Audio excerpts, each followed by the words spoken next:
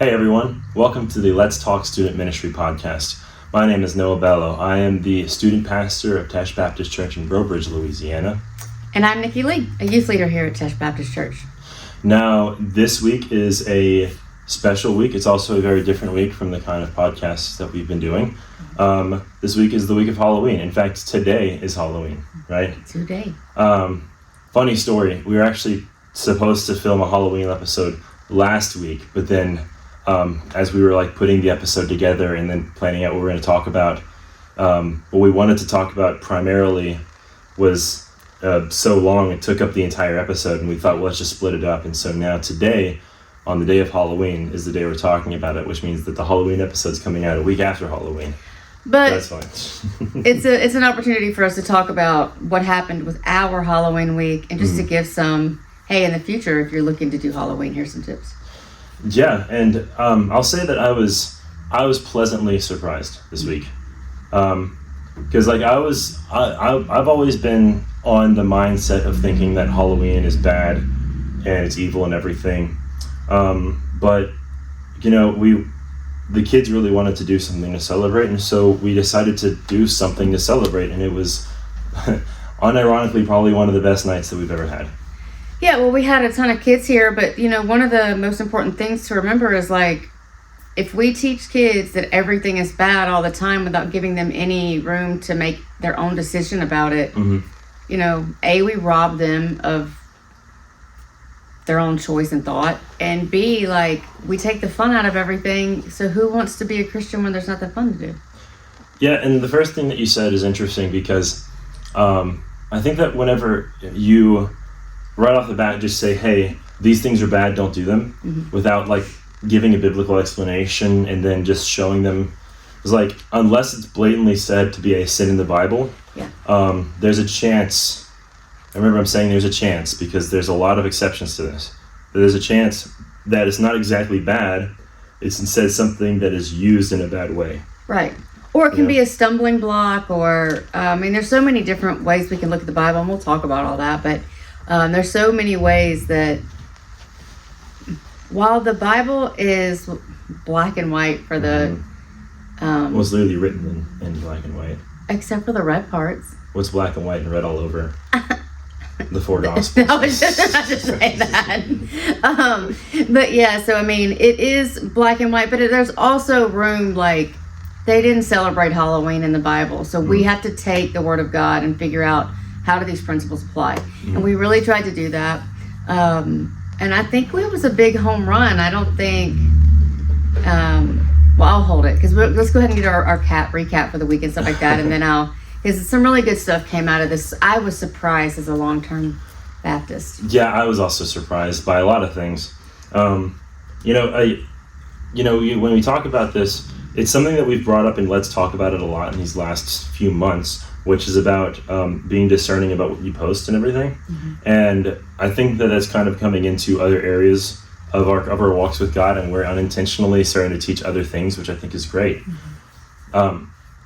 In the same way that I grew up feeling this way about Halloween, I also grew up believing that social media is bad and Christians shouldn't be on social media. Right. And I came to feel and realize later on, it's not exactly that it's bad.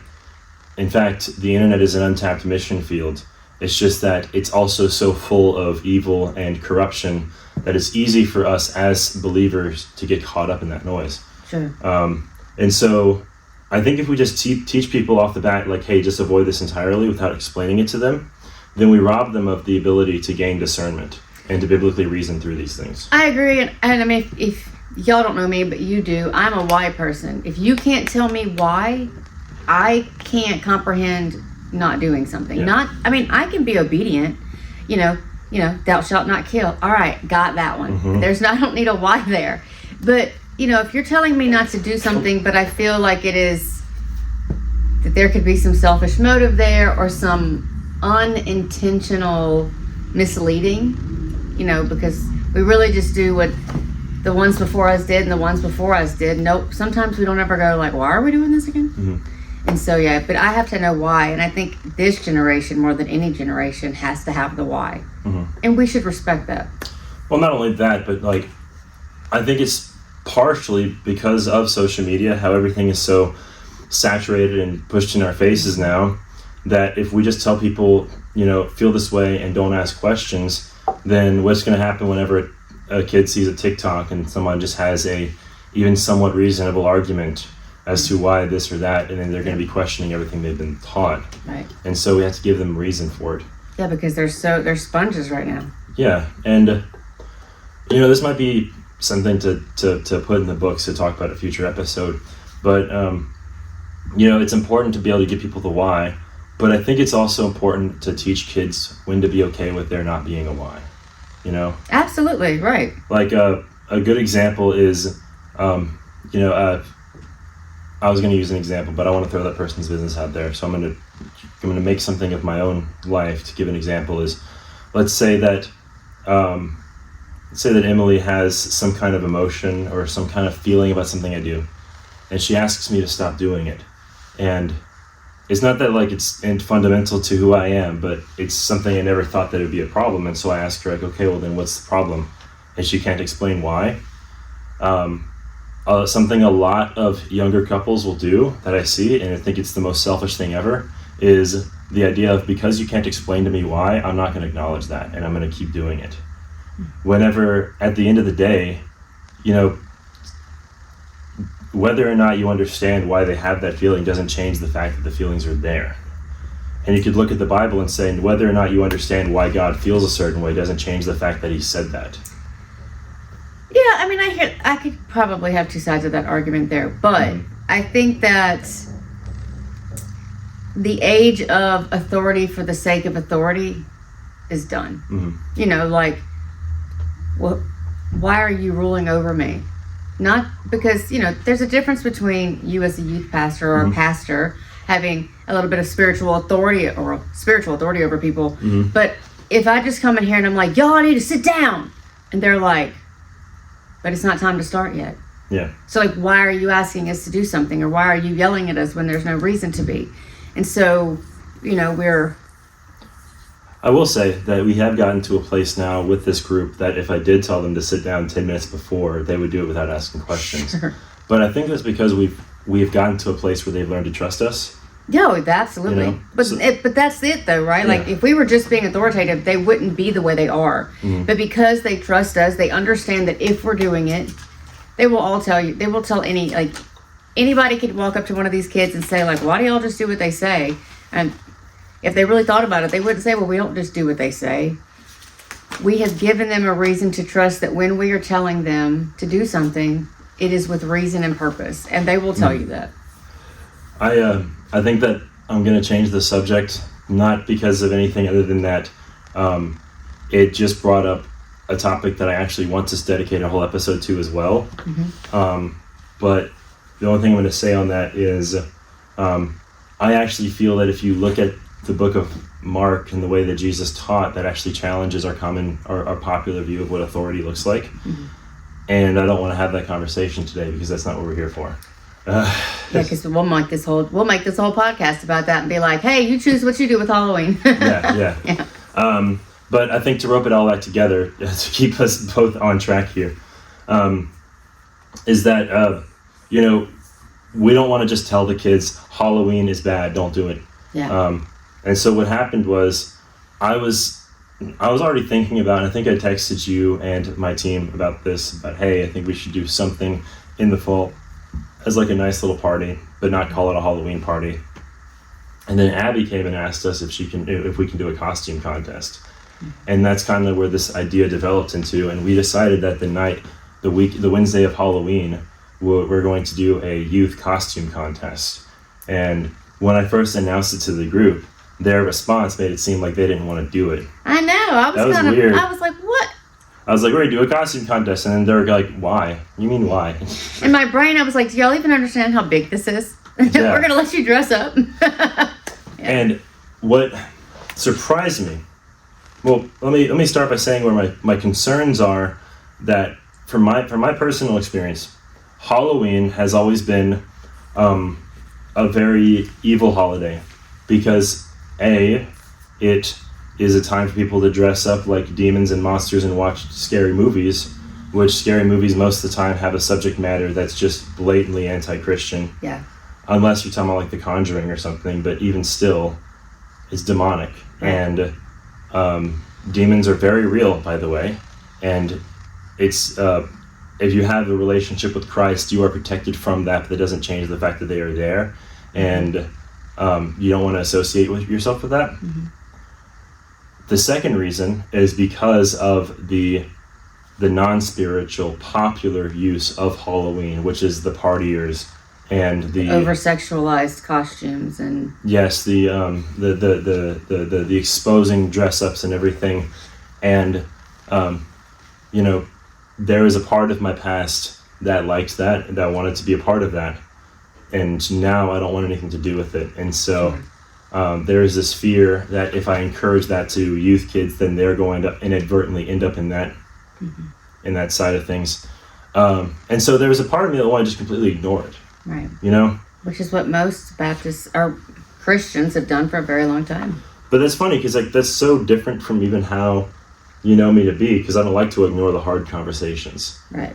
But I think it's whenever, over time thinking about it, I realize that if we act like it's not there and don't even say anything, then we're more likely to develop students that are going to act out on Halloween instead of just explaining people how to biblically reason through this. Yeah, I mean, that's something for me that's very important to do with not just kids or our kids, but people in general. I mean, I think that's kind of part of my core being is that can we not run from things? Can we not run from pornography? Can we not run from the hard topics? Can we not run from addiction?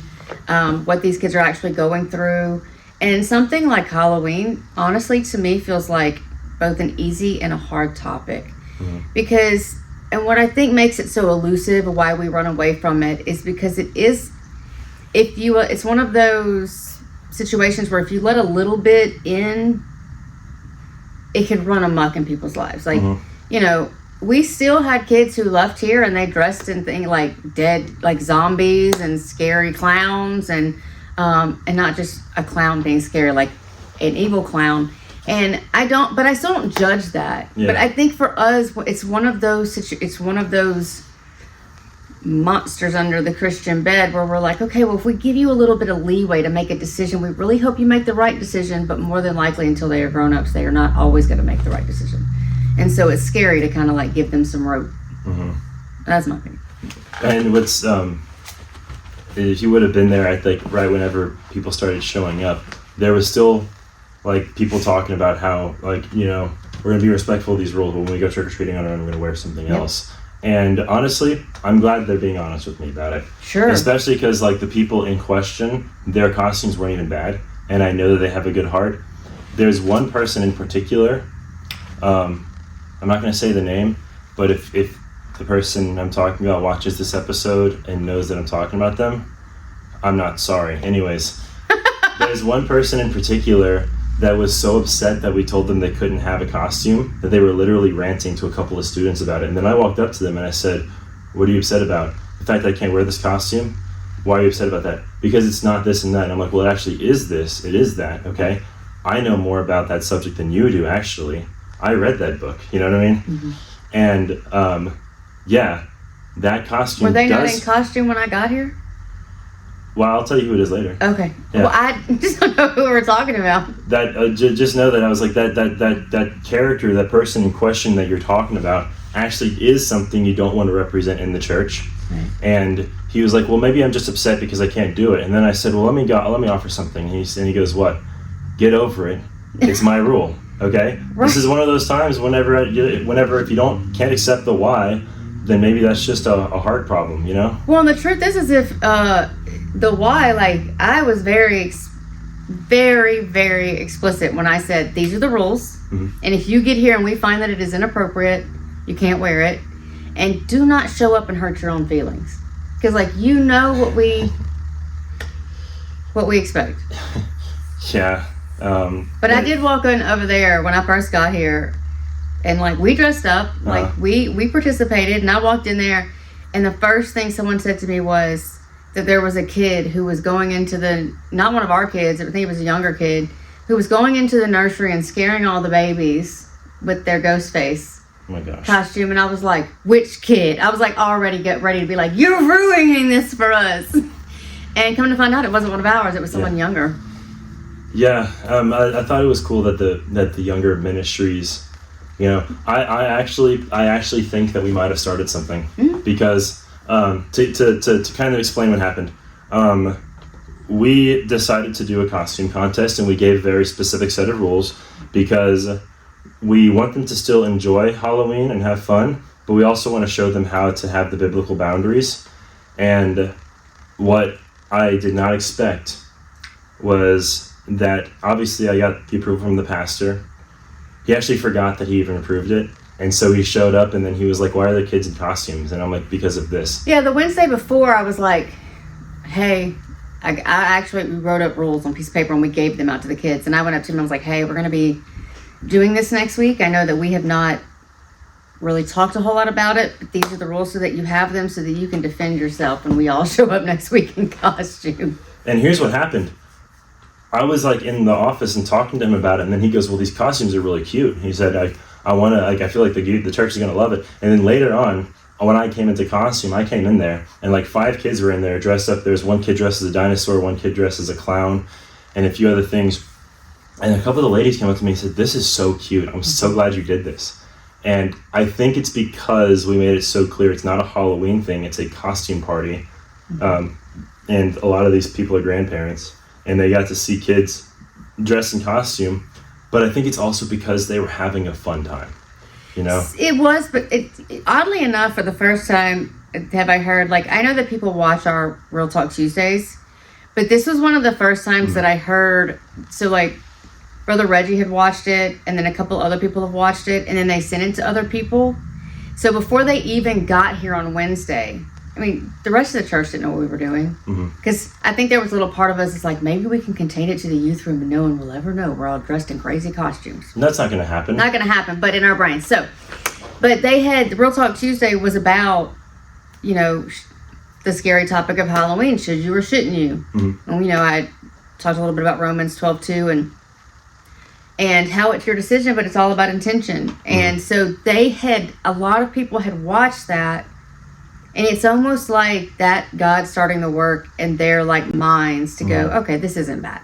Yeah. And so it was really, it was great. I mean, I was surprised when I got in there and everybody was like, the adults wanted to see all the kids' costumes, and a little part of me was nervous. It was afraid that there was going to be one or two, because I've been here for a long time, just in this church, and I know the people who are not fans of Halloween, and I know who, I just was ready. I was like armored up for it, and not one of them said anything. Actually, some of them really enjoyed the kids' costumes. So yeah, they actually requested that we parade in front of everybody, and so, you know, we decided that we were going to start the main church's Wednesday night service by me giving a quick talk, and then the kids doing a walk around.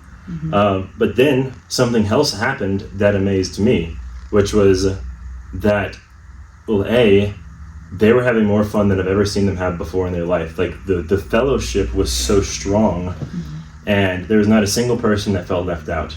There were 2 new girls that showed up, and immediately they got surrounded by friends. Yeah. And even some of the kids that we know historically have a hard time making friends in here, they had their own group. Yeah. And so it just felt like a family coming together and just enjoying each other's time, enjoying each other's company. Yeah. And then on top of that, we had historically, not only was it the biggest night we've ever had, but it was a milestone that in my mind I had set for 5 years from now. We did have a lot of kids. We had 43 kids and 2 adults. That is 45 people in this room, which that actually means we've already outgrown this room, which is crazy. Yeah, we were literally sitting here going like, well, how do we add more chairs, and how do we, and to be honest, that many kids with that much unbridled energy was a bit overwhelming for me. There were a few times that I was like, in my mind palace, in the back of my mind, just trying to exist through the night, because it was crazy. But one of the things I really loved when we went over there and paraded the kids, so most of our kids were, you know, we have some kids that were churched, but most of our youth are unchurched. At least in the sense of knowing like what the rules and guidelines and all that are. Yeah. And so while I was I was holding my breath the entire time we were telling them we were going over there and we were lining up and they had said it and they were going to parade in it and literally looking at every kid in their costume going like, oh, but there's someone's going to say something about this. And because they don't know that culture, they were just like, woohoo, just walking around the thing. And it made my heart really happy to know that we have a generation that we're helping. You know, culture's been our big topic, right, for this year, but that we have a generation of kids that aren't trapped by the bondage of just old ideas. And I was so happy. Oh man, I was, for the record, I was already having a really good day. And while Nikki was overwhelmed and overstimulated, I was like ecstatic. I was so happy. And, you know, it just happens that like just the day before, I had started to come out of my own shell around the people of the church, because you know, I've had my own emotional journey this past year, and these past couple of weeks I have felt happier and more at peace than I ever have in my entire life. And on Tuesday night at Celebrate Recovery, I just like, for the first time in the last 3 years, I felt comfortable just being myself and with everybody. And I got to like joke around and have fun with people. And so I was able to bring that energy to the youth group on Wednesday night. And it was just so fun, and it was so like edifying to me. I actually felt like I was a part of my own group, my own community now, instead of being outside of it. And it was interesting, the dynamic between me and you, because you were all like, and then I was all like, it's all sunshine and rainbows out here. Having a great time. Wait, you know? And I think for me, it wasn't just that there was a ton of kids, but there's so much like, okay, so I tend to get in trouble a lot because when it comes to certain things, I'm like, the Bible doesn't tell me I can't do it, and it's not ultimately going against authority. I just know they might not like it. I tend to be a bit of a rebel in that way. Yeah. But this was one of those moments where I just came in, and I wish I wouldn't have done this, because actually me being like that, it is like we switched roles. So it was like Freaky Friday, Freaky Wednesday. But it boxed me in, and it made me like, I was watching the whole time and I was nervous, and I was like, literally walked in. As I was driving up, I was so nervous when I got out of the car. The kids came to like say hey, and I was so shaky that I dropped a whole thing of cookies, because I was like, who someone's already coming for me. Like, that was what I thought. Yeah. And so I wasn't allowed, I mean, I couldn't have a good time because I was just anticipating being in trouble. And honestly, I haven't felt that way in a long time, but it was a good indicator of me needing to get my mind right. But I missed out on some, but I tend to like to hang back when like they're all doing a bunch of stuff. I like to hang back and just let them be. One of the things we're about to talk about is we're going to cover the rules that we set, because, you know, the intention we have for today's episode is to talk about the good side of Halloween and then talk about the bad side of it as well. But before we do that, I was going to say something a little bit personal. Was that yesterday I had a date with my fiance in the morning, because yesterday was a big milestone for us. Yesterday marked 1 year since the day we met, which is crazy. And like, I just noticed that I just felt so much happier than I'd ever felt in my life, and so much more like myself. And I wasn't nearly as stressed as I was. And whenever I came here, I was focused and I was able to get stuff done. But then Gan, Brother Reggie showed up, and I went and I talked to them and I laughed and we had a good time. Then I came back, and then when the young adults showed up, it was just a fun time, and I was loose and I was lighter on my feet. And I had realized that like the past couple of weeks, like a couple weeks ago, I had decided that I need to find a way to relieve my stress. And then I changed my mindset, and I was convinced that was going to last maybe a day.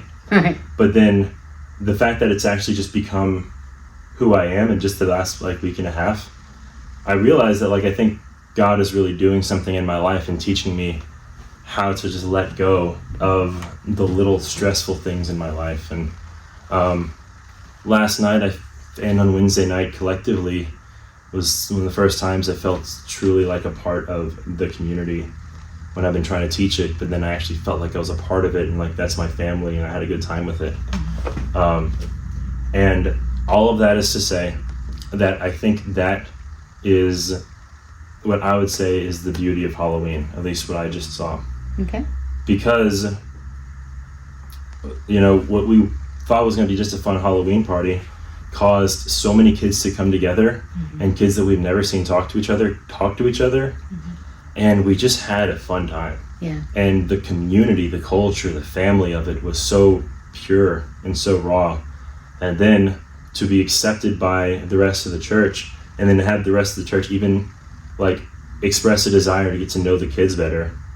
I realized that Halloween is a lot of things, but it is also a way is a way of bringing people together, and it's a way of having fun. It really is. And one of the things about Halloween for me, and so I have celebrated Halloween. Well, growing up, I celebrated Halloween my whole childhood into college. I had the whole crazy party college Halloween experience. But funny enough, I was talking with someone the other day, and they were like, "Y'all went?" I said, "My church took us trick or treating," and so it was a different time, and it was a very small country town. So, but I went to church dressed as the devil for Halloween when I was a kid. It was the best. It was a costume my mom had worn, and we didn't have the money to buy a costume, and my mom's like, "Dress as the devil." And let me tell you how confidently I walked into the First Baptist Church of Waterproof. But First Baptist Church of Waterproof sounds so podunk. It is. I'm sorry. And if you're from Waterproof, it is no disrespect, but you gotta admit that name. If you're from Waterproof and you're watching this, how? But they don't have internet out there. we do. But the funny thing about our town of Waterproof is that it floods every year, and it's a levee built on the Tennessee River. So it's literally not waterproof. It's literally not. Okay. But I grew up doing Halloween, and Halloween was one of my favorite holidays, and I loved the ghosts and the ghouls and the witches and the spider webs and it was fun for me. And I grew up, my family owned a video store, and so there wasn't a movie, really there isn't a movie I haven't seen, and so I loved horror movies, and I loved being scared, except for clowns. I don't do clowns, but I loved being scared. And for me, when I kind of like grew up and got into ministry, the people that my spiritual authority, or the people that were running the church at the time, it was, you don't do that. Yeah. And if you work somewhere where they celebrate Halloween, you take a stand. And it was all about taking a stand against the evils of this world. But while yes, witches, zombies, and really what I talked about in the Bible, especially in the Old Testament, talks about there's a place in the Old Testament where I think it was at Saul, where Saul dies, and then they have a soothsayer or a psychic bring him back in spirit form. It wasn't Saul. No. It was Samuel died, and then Saul asked the soothsayer to bring Samuel back, but instead of bringing Samuel back, there was a demonic manifestation of him. And so we see, obviously we see there's an ethereal element to this world that you see it peeled back in the Bible a couple of times, where there's something happening that we can't see, and that and the Bible is very specific in saying don't mess with these things. And so, but I never saw watching a scary movie or as like promoting death for me, because I'm not going to go, oh, that looks fun to go do. Yeah. So, but that became my world. We don't celebrate Halloween at all. But what I always thought was a bit funny is like churches don't celebrate Halloween, but we sure do a fall fest with pumpkins and candy and like call a spade a spade. Like, I want to revisit some of the stuff you said, but not quite yet, because I'm just very happy about how things went. And you're right. I think that it was a fear that the older generations had. This fear of like, if you let it in, then it's going to rain over you. Hold on, my allergies are so bad. I'm just going to... Intermission. So while she's doing that, what I was going to say... Well, I'm not going to have that in the podcast. It's like things that fell out of my nose. Okay, so... Yeah. Just say before we do that. Like we'll talk about that later. That's where you can start. Okay, so I notice that whenever I make videos, like like right whenever I start I'm always in like a weird position. So I'm trying to figure out like how do I, and then you know what I mean. Well, you were sitting just like that, and I think you were leaning forward a little bit. Just look this way when you start talking, because usually you're looking at me when I stop you. Not that hard. You actually said some stuff that I want to revisit later, but before we do that, I want to continue. I want to kind of wrap up this first part.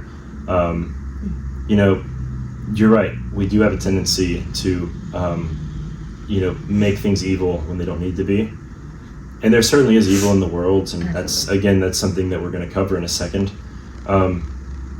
But, you know, I think the older generations, and in fact, even people today, are so worried about letting evil in, and you should not let evil in, obviously. But I think they're so worried about and so afraid of these things that we will overcorrect and then overprotect. And I actually think that it's perfectly okay. I think that you need to shelter your children, and I think that you need to protect your kids from the world. But I think that there's a difference between being Mother Gothel and then protecting your kids from the world so much that they don't know what happens in the world. Right, or protecting them so hard in the obvious, and you're literally leaving a different door open for something truly evil to come in. But what if instead of sheltering our children and preventing them from knowing about stuff, what if instead we sheltered them by protecting them from the evils of this world, but a way of protecting them also came in with educating them on how to set proper boundaries and what evil looks like. And like, this is the exact reason why Halloween can be bad, but we need to talk about how we can not make it good, but where can we find the good in it?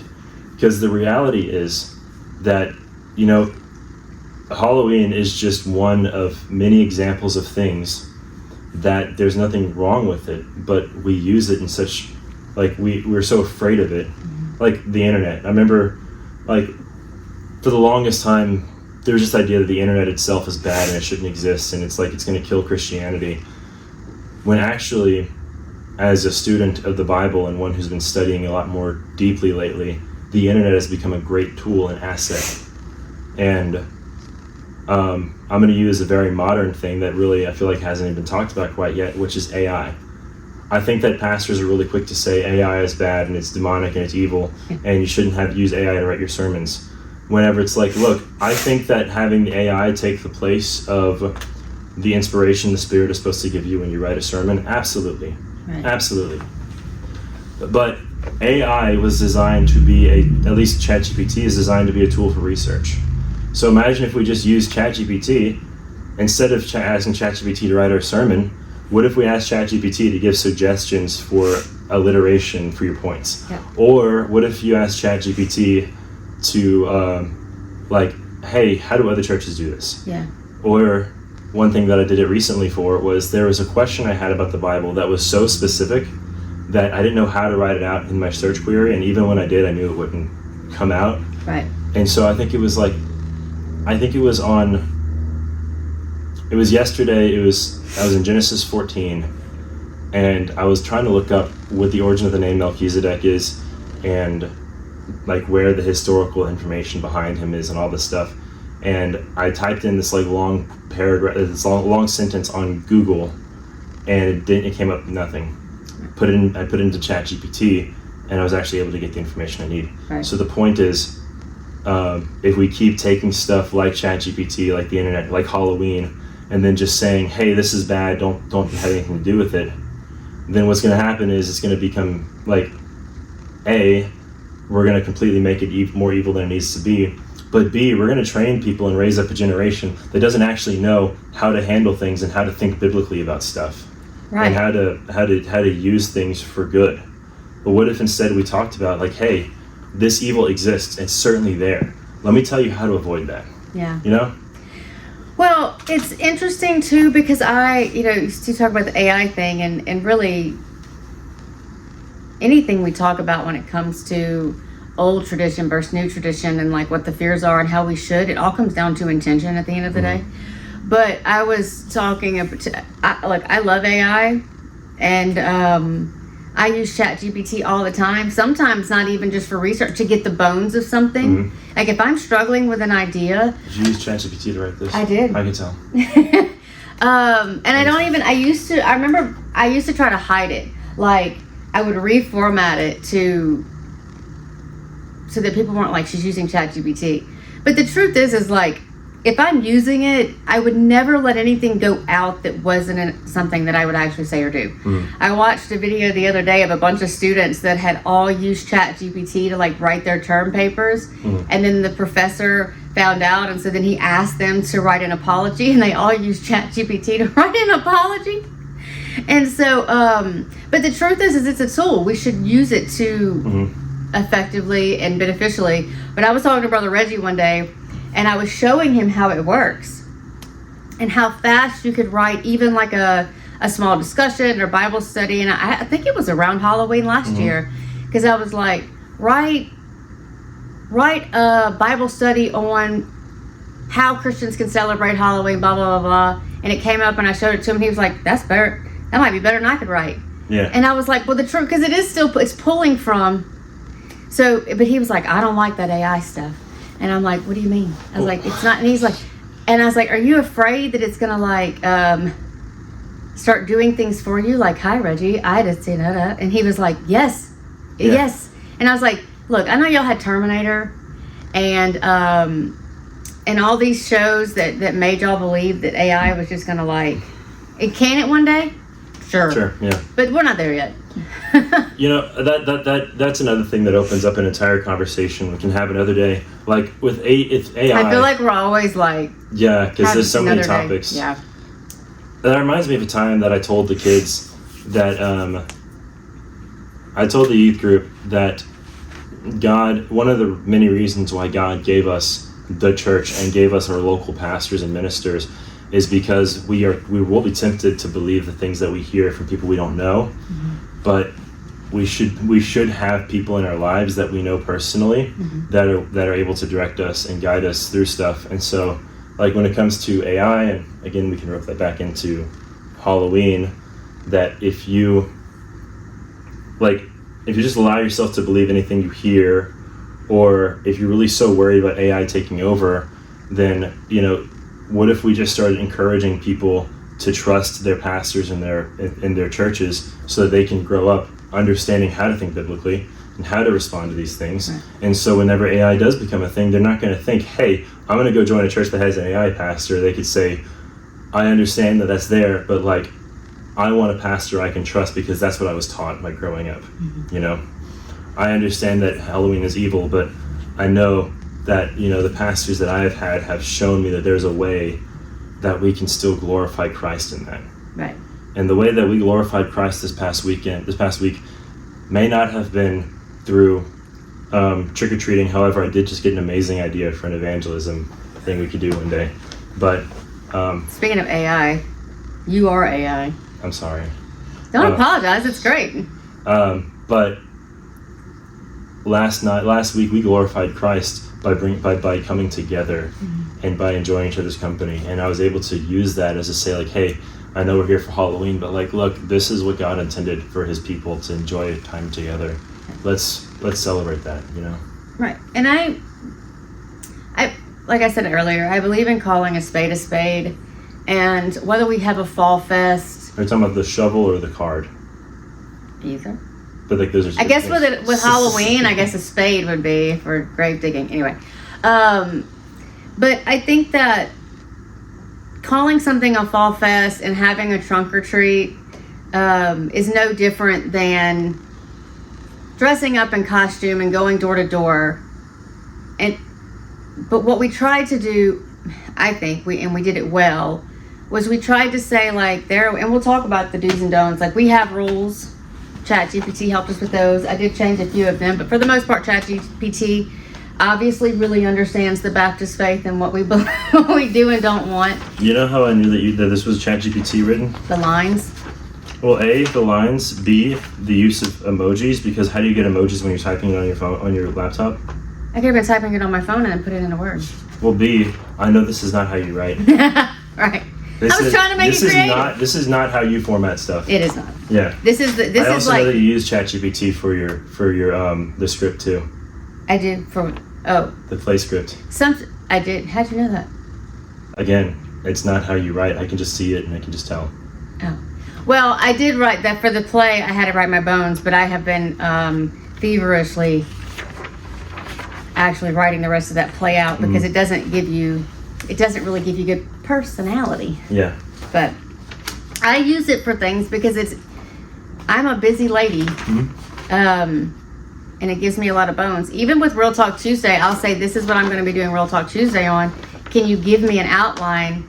And while I don't always follow it, it does like get my wheels turning. So yeah. But calling Halloween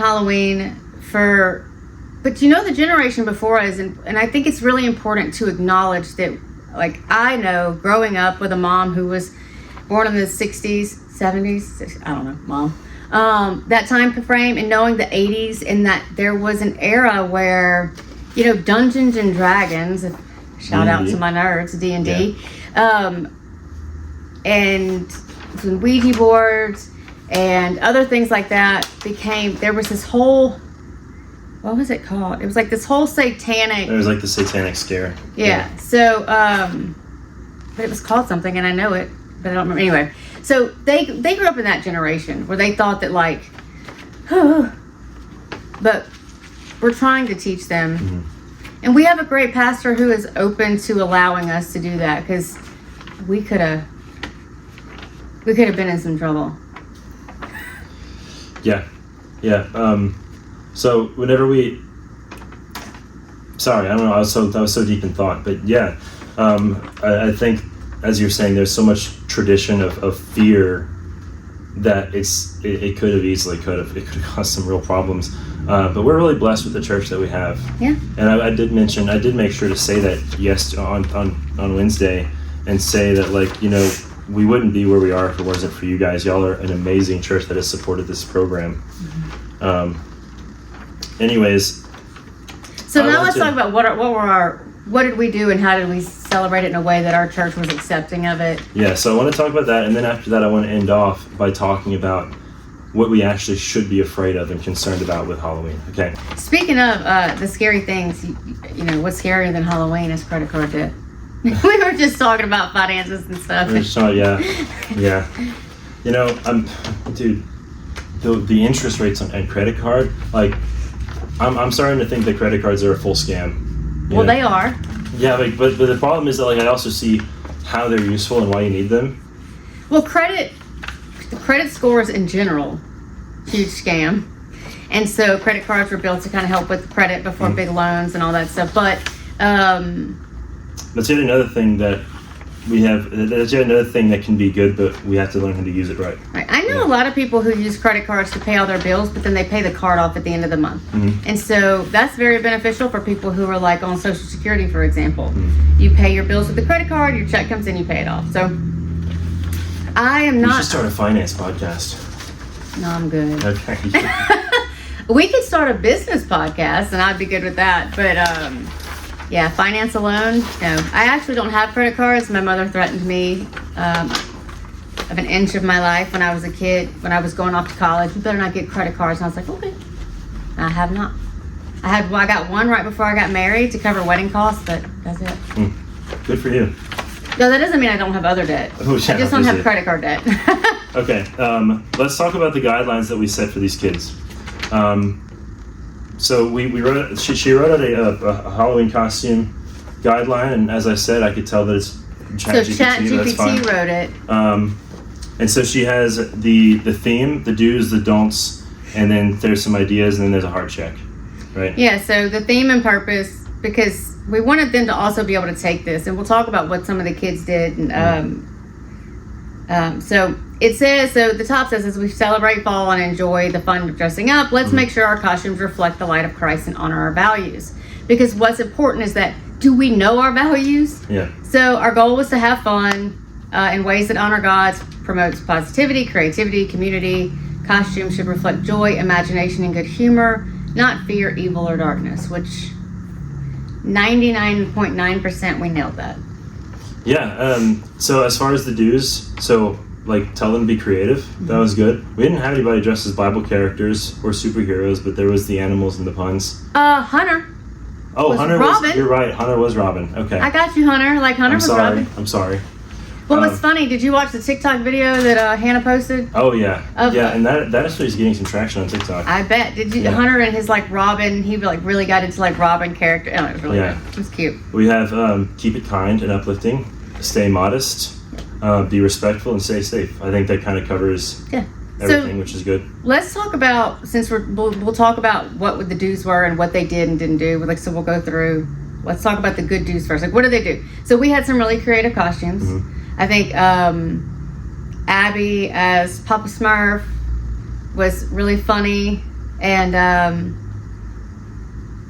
you had the Riley and Gracie dressed up as, I didn't know who they were, but Riley and Gracie were two characters from a movie called Surf's Up. Yeah. So Gracie was Cody Maverick, and Riley was Chicken Joe. So honestly, I think you would like that movie because it's one of those kids movies that actually has a lot of like really emotionally mature themes. So, anyways. And I just like kids movies. I'm a Disney fan. I recommend you check it out. I think you'd like it. I will check it out. So, stay modest. We really didn't have anybody. There was one or two costumes that I was like, all right, maybe we could have been a little bit more modest, or some things that we wear can just be suggestive in general, but it wasn't. Yeah, the modesty thing is hard because like just a dress can be. Well, a dress can be that way, but like also, just common women's clothing nowadays is like leggings, for instance. Yeah. Like it's so common that people don't realize it, but then like a legitimate concern that me and like other pastors have is the fact that like every woman in the world now owns a pair of leggings that's designed to contour. They're going to the gym. Yeah, contour their body shape and everything. Yeah. And it is, but we have some girls even in their normal streetwear that I was talking about with Emily the other day. Like, I got to figure out how to go, hey, or the etiquette of wearing feminine clothing, like dresses. Dresses are barely here, and so like some of our girls don't have the etiquette to know, like, sit like this. Don't bend over. Things like that. And people have said things. So I want to make sure that, so you talk about a Halloween costume.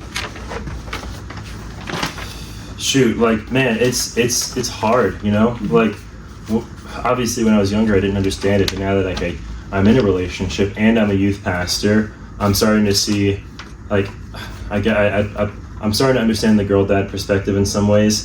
That, like, how in the world are we going to find pants that don't have panty lines? You know what I mean? Yeah. How in the world are we going to find shirts or any kind of top that's not going to have any cleavage? You know what I mean? Well, there was, and I won't say who it was, but there was somebody here on Wednesday night. Great costume, was dressed wonderfully, but I thought their clothes were a little too tight. But it wasn't. It's not like they intended it to be that. They just put on clothes, and because we're in the mindset of like watching out for these kids and. Especially for me with young girls, like with my history and what I teach them, I was like, oh, I really want to say something, but I think that so one of the many things I have a passion for men's ministry, and it's one of those things that whenever it's time, I'm going to be involved in it. But now it's time for me to be in youth.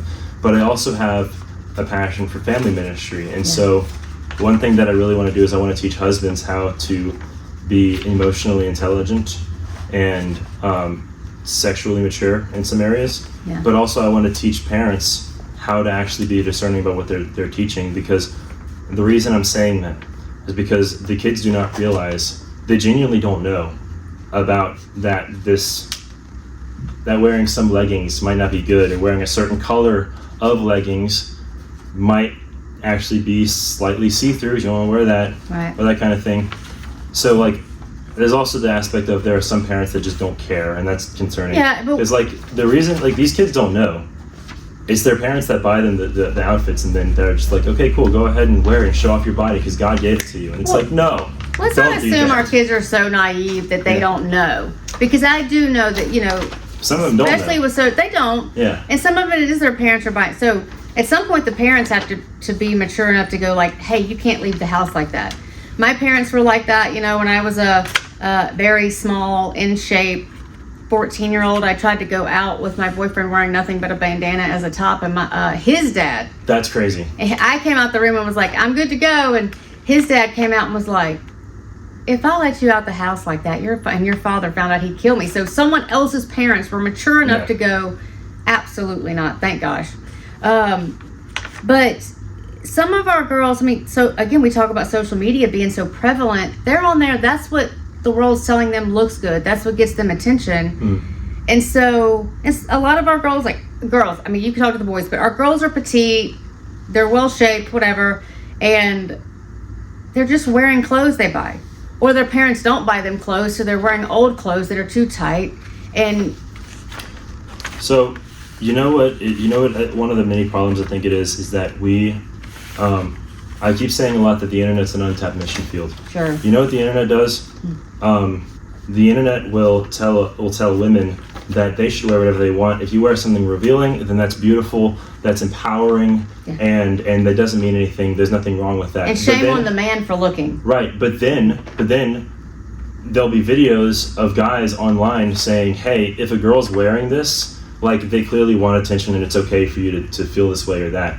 And so like it's almost like the internet or like the world is intentionally teaching two completely opposite things in order to create division.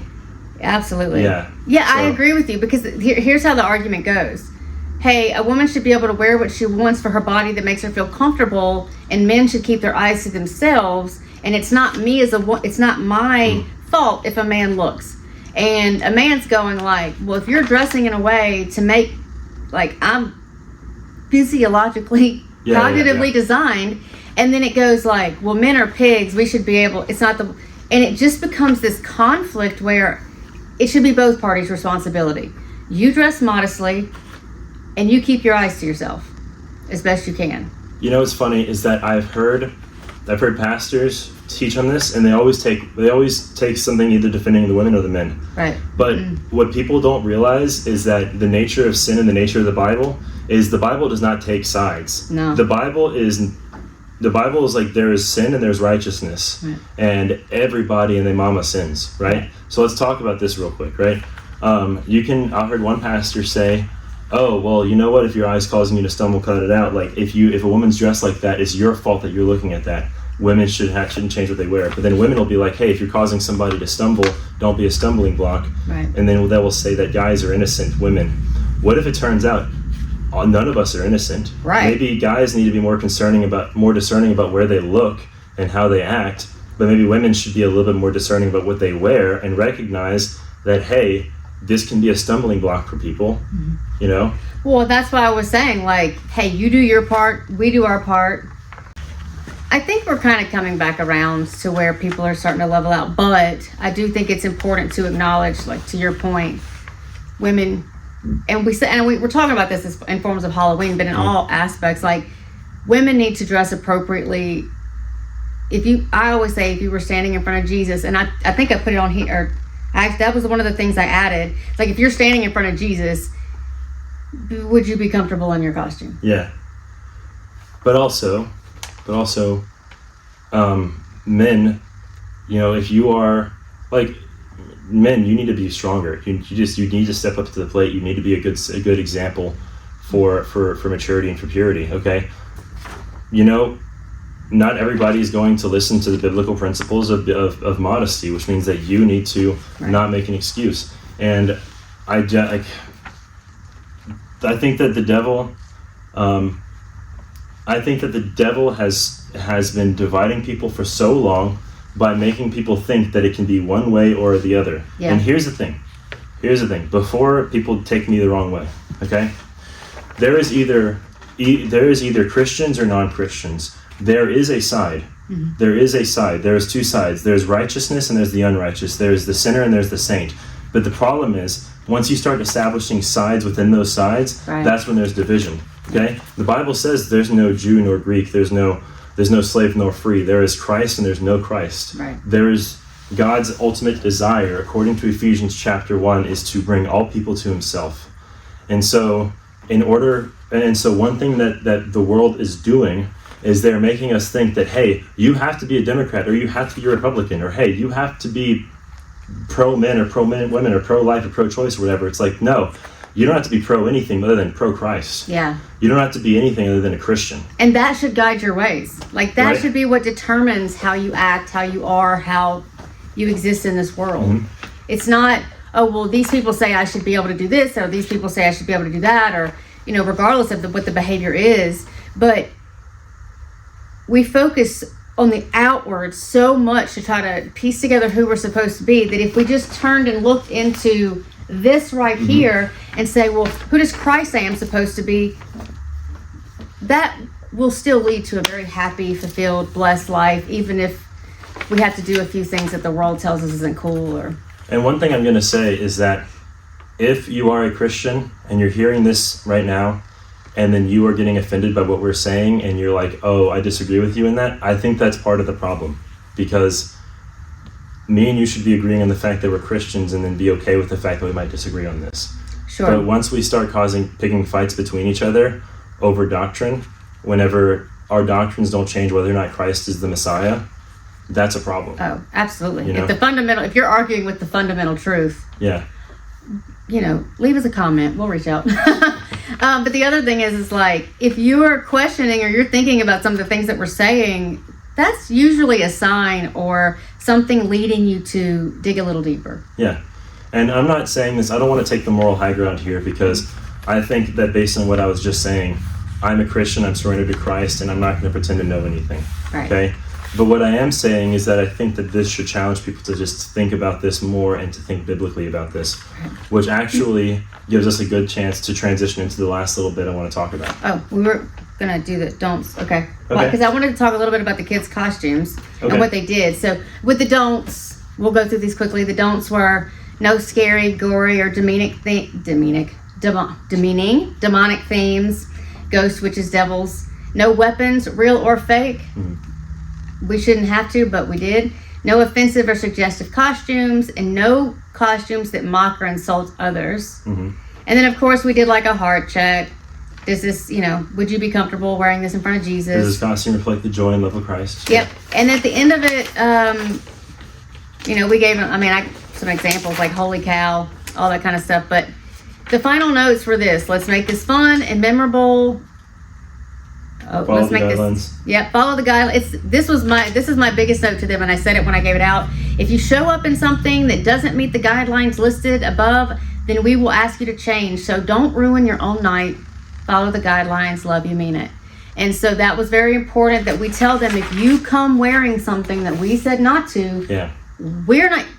You're doing it. Yeah. And so that was. It's not our fault that we established clear boundaries and you didn't follow it. Yeah. So that was it was important for us to do that. Yeah, so I just want to, and I have a lot to say about that as always, but I think that we should just wrap it up by talking about some of the warning signs. I feel like we already pretty much covered everything pretty well, but there's a passage that I turn to a lot that really helps me think through this stuff. And then there's actually two passages, and the second one might actually be surprising to some people. The first one is in Ephesians 5. It says, "Let no one deceive you with empty arguments, for God's wrath is coming on the disobedient because of these things. And therefore do not become their partners. For you were once darkness, but now you are light in the Lord. Walk as children of light. For the fruit of the light consists of all goodness, righteousness, and truth, testing what is pleasing to the Lord. And do not participate in the fruitless works of darkness, but instead expose them. For it is shameful even to mention what is done by them in secret. Everything exposed by the light is made visible. For what makes everything visible is light. Therefore it is said, get up, sleeper, and raise from the dead. Christ will shine on you." Okay, so some of the concept of light versus darkness, good versus evil. The first part actually goes into what we were talking about earlier, was the division between people. It says, hey, don't be divided based on your empty arguments, right? But he sets a very clear line of being discerning about what is right, what is of Christ and what is not of Christ. Right. And like, it's saying don't get caught up in the empty arguments that don't matter. What we should be doing is we should be focusing on what is the spiritually wrong. The Bible actually says, the battle is not with flesh and blood, but with the principalities and acts of darkness. Okay, we need to be very careful, very, very careful and discerning to be sure that nothing that we are doing is in any way related to or celebrating something that is evil.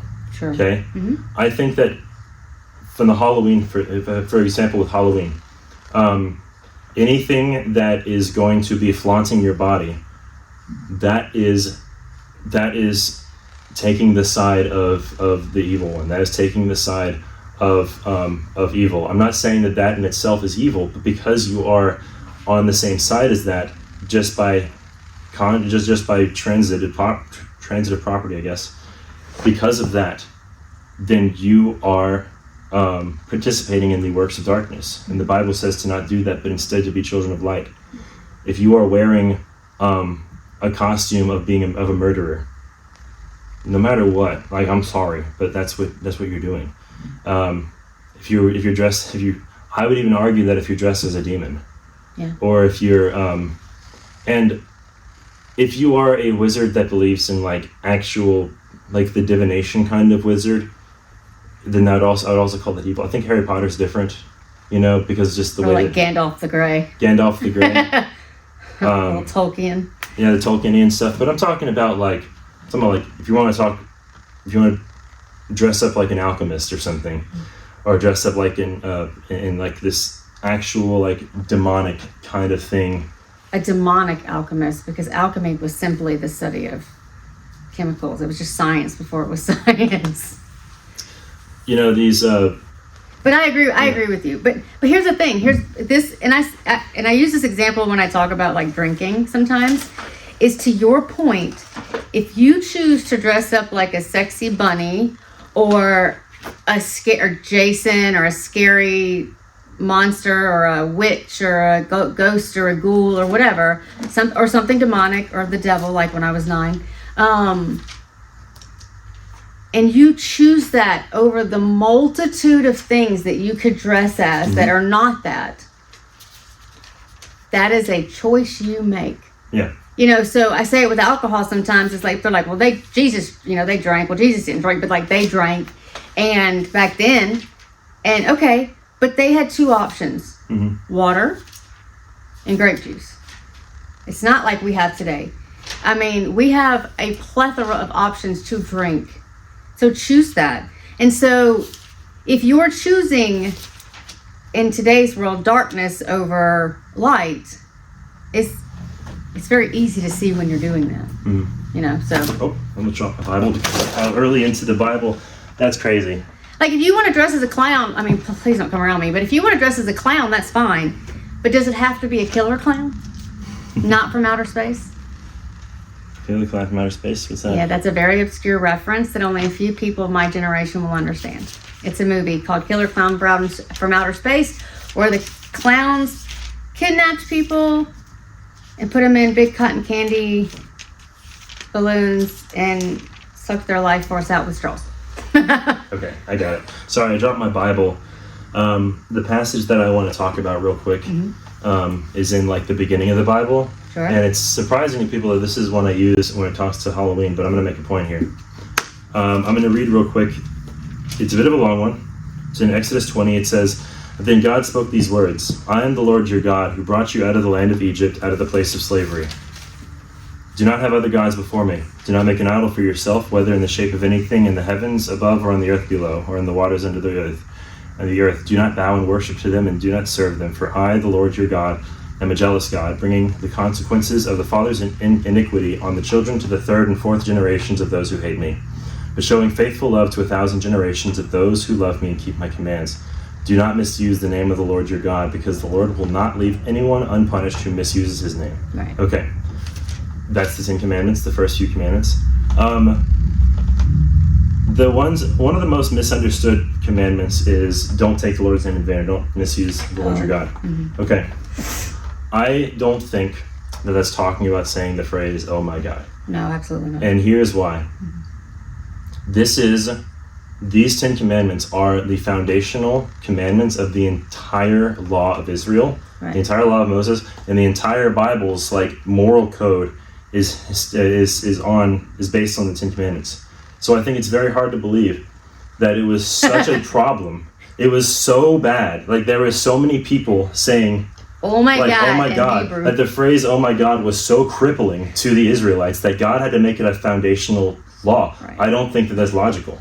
But what if instead we put ourselves in that time frame and they just got out of Egypt and they were going through the wilderness in ancient Saudi Arabia, and they walk past the ancient Ethiopians and these other ancient tribes. Well, what kind of religion was in the world?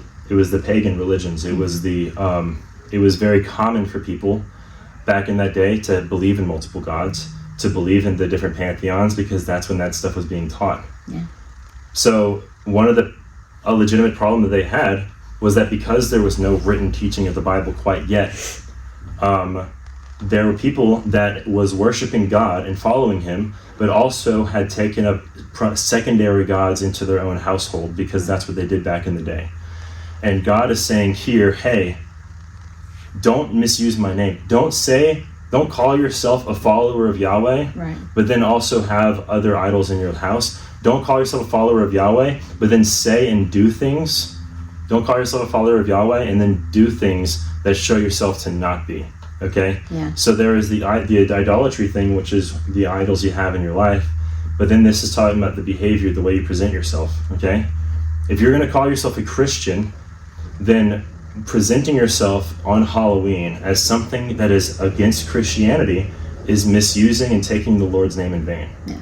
You are celebrating, like I said, the demonic and spiritual things of this world. Mm-hmm. So whenever we talk about Halloween with these kids, we need to tell them, like, hey, be discerning here.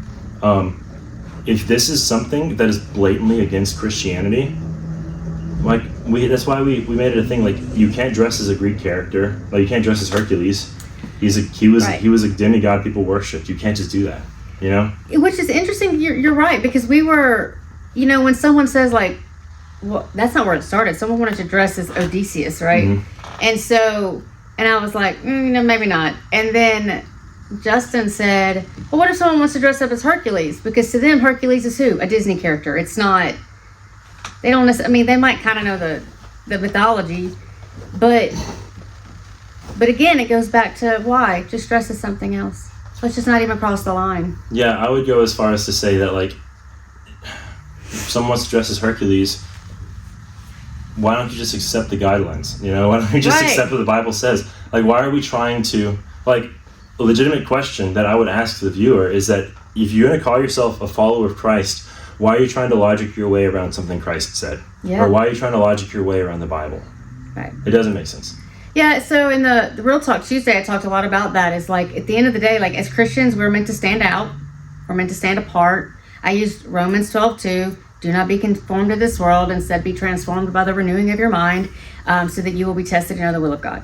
And I never use NIV version, but I used it in the video because I thought it was the way that it says, do not copy behavior or traditions or behavior and I've already forgotten it.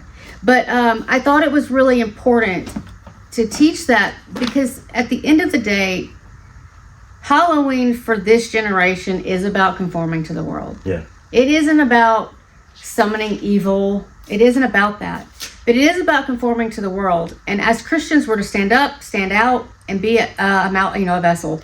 And so what kind of vessel are you if you walk and you do everything that the world is doing? Mm-hmm. So yeah, that was a big part of it for me. And sometimes the big questions in life come down to that simple thought for me. Mm-hmm. Is, am I standing up and out for Christ? That's it. If I'm going somewhere because I want to be cool, but I know that I could be a stumbling block to someone, I'm not going to do it. Yeah. And I had told Brother Reggie that night. I was like, you want to hear something funny? I love Halloween. I love all things Halloween, but I had to stop participating in those things